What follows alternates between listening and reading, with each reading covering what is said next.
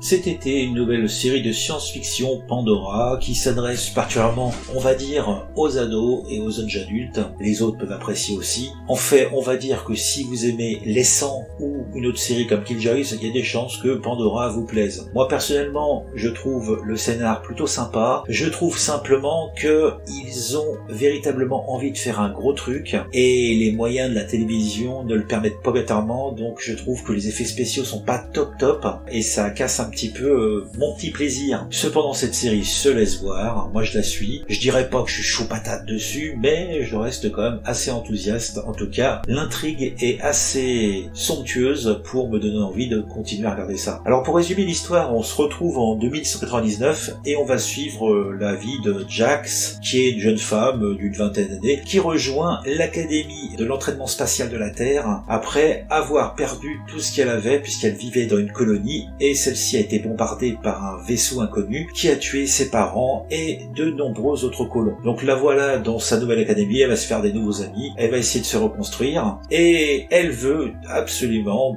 défendre la galaxie des menaces, qu'elles soient humaines ou extraterrestres. Alors, autant dire qu'au faire son entraînement, elle va découvrir des secrets et puis ça se sentira un petit peu sur elle, puisque on va pouvoir se demander tout au long de l'histoire, savoir si elle n'est pas, d'où le titre Pandora, la boîte de Pandore, qui quand on l'ouvre amène tous les maux de la Terre, tous les maux négatif sur la Terre. Donc cette jeune femme serait en fin de compte le point nodal, le centre de toutes ces intrigues. Donc on va découvrir d'épisode en épisode de nouvelles choses. Elle sera entourée d'une équipe de camarades, d'un extraterrestre, d'un personnage, d'une femme qui a des pouvoirs, on va dire, dans le dark web, ou je ne sais pas comment on peut appeler ça, en fin de compte, qui a une interface vivante avec tous les éléments informatiques. Un autre qui est son petit amoureux, qui est un docteur. On a également une clone qui vient d'une planète.